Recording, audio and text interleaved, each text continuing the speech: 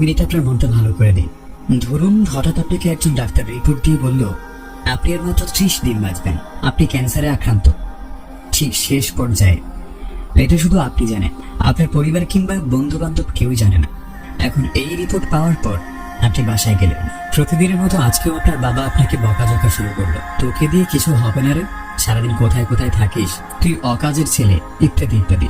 মধ্যবিত্ত বাবার যেমন কথা হয়। আর তখন কি প্রতিদিনের মতো আজও আপনি তর্ক শুরু করবেন, নাকি প্রাণ ভরে বাবার কথাগুলো শেষবারের মতো আরো একবার শুনে নেবেন? হঠাৎ আপনার আম্মু এসে আপনাকে বলল মেয়ে ভাত খেয়ে নে।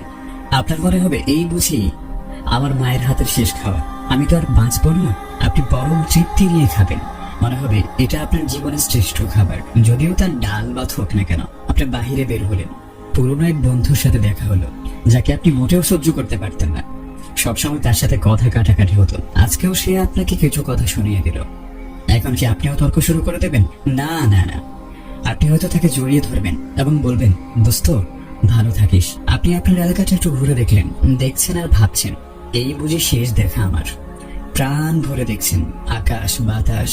দেখি আপনাদের এলাকাতে তো 2-4টা কুকুরও আছে, যাদের প্রতি এর আগে আপনি কখনো ভ্রুক্ষেপ করেননি। আজ তাদেরকে মন ভরে দেখলেন। কুকুরগুলোকে আপনি দোকান থেকে কিছু কিনে খাওয়ালেন। এলাকার যেই মুরব্বীদের দেখলে আপনি দূরে সরে যেতেন, এখন তাদের দিকে এগিয়ে গিয়ে সালাম মুসাফা করে বললেন চাচা আমার শরীরটা ভালো নেই, আমার জন্য দোয়া করবেন, কখনো ভুল করে থাকলে ক্ষমা করে দেবেন। আপনার চক্ষু শীতল হয়ে আসছে। হঠাৎ আপনার মনে হলো নামাজ পড়া উচিত। আপনি দৌড়ে গেলেন মসজিদে, রবের সান্নিধ্যে। আজ আর কোনো দুনিয়াবি চাওয়া না, আজকের চাওয়া শুধুমাত্র ক্ষমা। আপনি মন ভরে ক্ষমা ভিক্ষা চাইলেন, অঝোর ধারায় আল্লাহর দরবারে কান্নাকাটি করলেন। মরার আগে খাটে দিলে তওবা করে পরিতৃপ্ত হলেন। আপনি যা দেখছেন তাই ভালো লাগছে, সবকিছুই অসাধারণ। আহা, শিশির ভেজা সাত সকাল কতই না সুন্দর, দুপুর কত সুন্দর, বিকেল